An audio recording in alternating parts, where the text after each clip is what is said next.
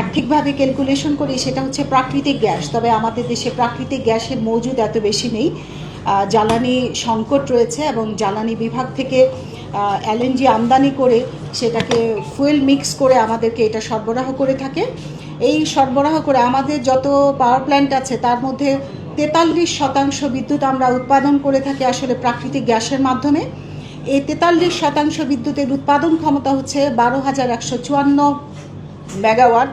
তবে এই সম্পূর্ণ প্রাকৃতিক গ্যাসের মাধ্যমে যদি আমরা উৎপাদন করতে যাই সেখানে আমাদের 2000 MMCFD গ্যাসের প্রয়োজন হয়, কিন্তু এতটা গ্যাস জ্বালানি থেকে আমাদেরকে সরবরাহ করতে পারছে না। কারণ আপনারা জানেন যে আমাদের বিভিন্ন কোম্পানি রয়েছে, আমাদের বিভিন্ন প্রতিষ্ঠান রয়েছে, শিল্প প্রতিষ্ঠান রয়েছে, তাদেরকেও গ্যাসটা দিতে হচ্ছে এবং সার উৎপাদন করতে হয়। এটা আমাদের কৃষির জন্য অত্যাবশ্যকীয়।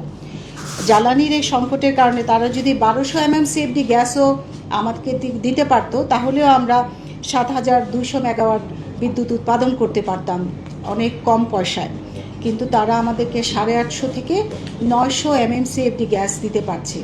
এর মাধ্যমে যদি আমরা গতকালকে রিপোর্টটা দেখি সেখানে দেখব গ্যাসের মাধ্যমে আমাদের 5274 মেগাওয়াট বিদ্যুৎ উৎপাদিত হয়েছে, যদিও আমাদের উৎপাদন ক্ষমতা হচ্ছে 12,154 মেগাওয়াট। তার মানে আমরা অর্ধেকেরও কম উৎপাদন করতে পারছি গ্যাসের স্বল্পতার কারণে। এরপরে আমাদের মূলত আমরা ফার্নেস ওয়েল, ডিজেল এগুলো খুব কস্টলি, আমরা সেদিকে খুব কম উৎপাদন করি আমরা সাশ্রয়ের জন্য। আমরা কয়লার মাধ্যমে বিদ্যুৎ উৎপাদন করে থাকি। আমাদের মোট 8টি কয়লা ভিত্তিক পাওয়ার প্ল্যান্ট আছে। আমাদের 7 তারিখে সচিব মহোদয়ের সভাপতিত্বে যে মিটিং হয়েছিল সেই মিটিংয়ে বিভিন্ন সিদ্ধান্ত এসেছে এই কয়লার পাওয়ার প্ল্যান্টগুলোতে যাতে আমরা পুনর্দমে উৎপাদন করতে পারি সেটার কথা বলা হয়েছে। এবং আমরা যদি প্রথমেই বলি যে 7 তারিখের মিটিংয়ে কী কী সিদ্ধান্ত হয়েছিল, 7 তারিখের মিটিংয়ে মোট 4টা কমিটি আগেও ছিল, সেগুলো পুনর্গঠন করে দেওয়া হয়েছে। একটা হচ্ছে মাননীয় সচিব মহোদয়, বিদ্যুৎ সচিব মহোদয়ের সভাপতিত্বে কেন্দ্রীয় কমিটি, যতগুলো কমিটি আছে তা উনি সেটা সমন্বয় করবেন। এছাড়া বিভাগ ভিত্তিক একটা কমিটি করে দেওয়া হয়েছে 4 জন অতিরিক্ত সচিবের সভাপতিত্বে। সেখানে ডিস্ট্রিবিউশন কোম্পানি, পিজিসি এবং যারা বিদ্যুৎ উৎপাদন করছে তাদের সবাই প্রতিনিধি সেখানে আছে, সেটাকে তারা সমন্বয় করবে এবং প্রতিদিন তারা এই বিষয়গুলো মিটিং করে এটা সুরাহা করে, বিভিন্ন অঞ্চল ভিত্তিক যে গ্যাপ হচ্ছে সেটা সুরাহা চেষ্টা করে। এছাড়া কেন্দ্রীয় লোড ম্যানেজমেন্ট কমিটি আছে, বাংলাদেশ বিদ্যুৎ উন্নয়ন বোর্ডের চেয়ারম্যান মহোদয়ের সভাপতিত্বে এই কমিটিটা। এছাড়া আপনারা জানেন কেপিআই একটা খুব সেন্সিটিভ জিনিস, কেপিআই এলাকা আমাদেরকে বিদ্যুৎ দিতে হয় এবং হাসপাতাল, বিভিন্ন মিল কারখানা, কারণ আমাদেরকে কর্মসংস্থানের ব্যবস্থা করতেই হবে। এ কারণে কেপিআই লোড ম্যানেজমেন্ট কমিটিটাও প্রতিনিয়ত বসছে। এই সার্বিক বিষয়গুলো এই কমিটি প্রতিদিন বসে সমন্বয় করছে এবং আমরা কিন্তু গত 3 দিন যাবৎ আমাদের এর আগের দিনের কতটুকু লোডশেড হয়েছে, কতটুকু ডিমান্ড, কতটুকু সরবরাহ আমরা দিতে পেরেছি, তাতে কতটুকু লোডশেড হয়েছে সে তার একটা অঞ্চল ভিত্তিক এবং বিভাগওয়ারি বিবরণী আমরা প্রকাশ করছি এবং সেটা কিন্তু আপনারা পিআরওর কাছে এটা পেয়ে যাবেন। এবং আমরা মাননীয় প্রধানমন্ত্রী মহোদয়, আমাদের বিদ্যুৎ মন্ত্রণালয়ে যে মন্ত্রী মহোদয় আছেন, প্রতিমন্ত্রী মহোদয় আছেন, আমরা সর্বত্র সেইটা প্রকাশ করছি। এবং আপনারা দেখবেন যে একটা বিভ্রান্তি হচ্ছে তথ্যের ক্ষেত্রে। আমরা আজকের পত্রিকাও দেখেছি তথ্যের ক্ষেত্রে একটা বিভ্রাট হয়েছে। তবে একটা জিনিস মনে রাখবেন, এনএলডিসি যে তথ্যটা দিবে, মানে পিজিসিবির একটা ন্যাশনাল লোড ডিসপাস সেন্টার আছে, তারা যে তথ্যটা দিবে ওইটাই হচ্ছে প্রকৃত তথ্য। এবং এই কমিটির মিটিংয়ে অনেক কিছু সিদ্ধান্ত হয়েছে, আমরা যাতে গ্রাম এবং শহরের লোডশেডটা একটা সমন্বয় করি এবং সেচের কার্যক্রমটা যাতে সমন্বিতভাবে থাকে সেই বিষয়ে সিদ্ধান্ত হয়েছে এবং কমিটিগুলো সেই বিষয়টা দেখছে।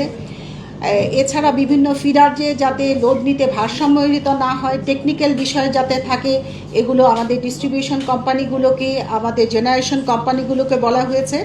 এবং ঘাটতি পূরণের জন্য আমরা যেহেতু গ্যাসের উপরে নির্ভরশীল, গ্যাসটা যাতে দেওয়া হয় এটাও আমরা জ্বালানি মন্ত্রণালয়কে বলেছি।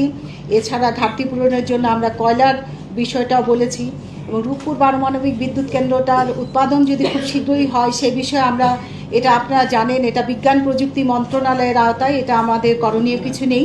তারপর রাশিয়ার সাথে তাদের চুক্তি আছে, এই বিষয়টা যদি দ্রুত করতে পারে আমরা কিছুটা সাশ্রয় করতে পারবো আমরা বলে আশা করছি।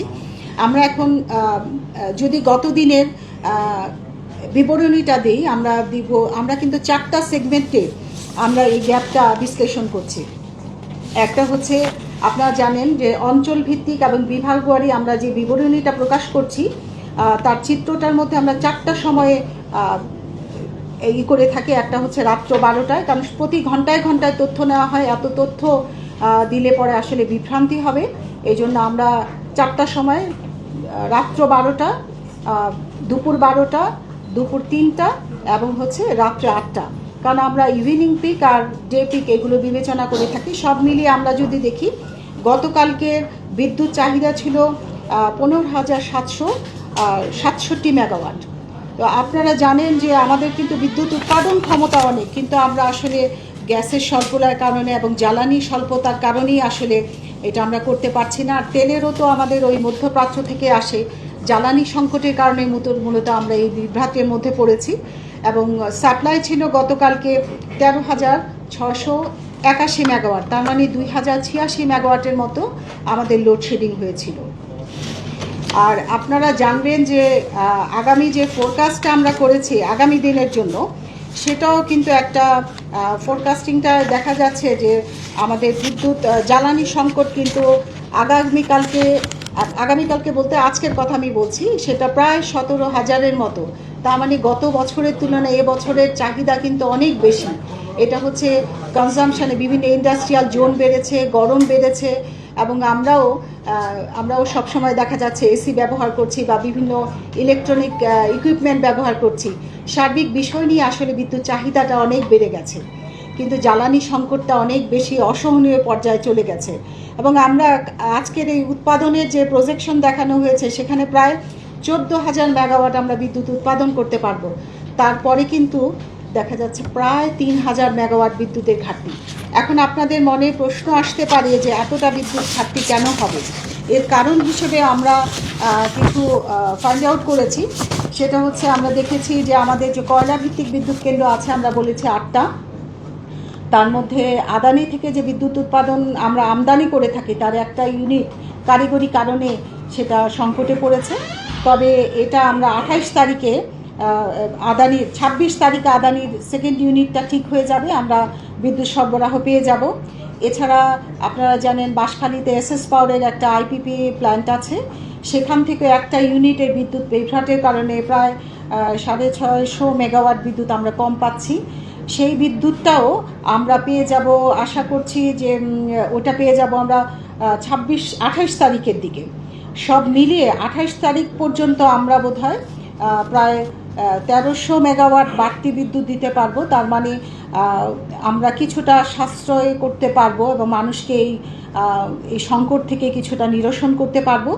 এবং মে মাসের প্রথম দিকে আরএনপিএল-এর একটা ইউনিট বন্ধ আছে, বিশেষ করে জ্বালানি সংকটের কারণে, কারণ এটা আমদানি করে আনতে হয় কয়লাটা, এটা ওরা নিয়ে আসবে মে মাসের প্রথম সপ্তাহে আমরা আশা করছি। তার মানে সব মিলিয়ে আমরা 1982 মেগাওয়াট বাড়তি বিদ্যুৎ দিতে পারবো। তাতে মানুষের কিছুটা সংকট আমরা নিরসন করতে পারবো বলে আশা করছি। এই ছিল আজকে আমাদের প্রেস ব্রিফিংয়ের রিপোর্ট। আমরা মনে হয় আপনাদের অনেক প্রশ্নের জবাব দিতে পেরেছি। সংকট আমাদের আছে, সংকট আমরা সবাই সম্মিলিতভাবেই সেটাকে প্রতিহত করার উদ্যোগ গ্রহণ করেছি। এবং আমরা আশা করি আমরা যে জ্বালানি সাশ্রয়ের কথা বলি, আপনারা সবাই এই বিষয়টা প্রচার করবেন। আমরা যখন এসি চালাবো তখন এসিটা যাতে 25 ডিগ্রি সেলসিয়াসের উপরে থাকে। আমরা দিনের বেলা কার্টেনগুলো, আমরা জানালার পর্দাগুলো করে রাখবো যাতে আমাদের লাইট কম লাগে। আসলে আমরা যদি জাতি হিসেবে সাশ্রয়ী জাতি না হই, তাহলে এই সংকটটা থেকেই যাবে। আমরা সবাই মিলে এই সংকটকে উত্তরণ করব। জি আপা, থ্যাংক ইউ।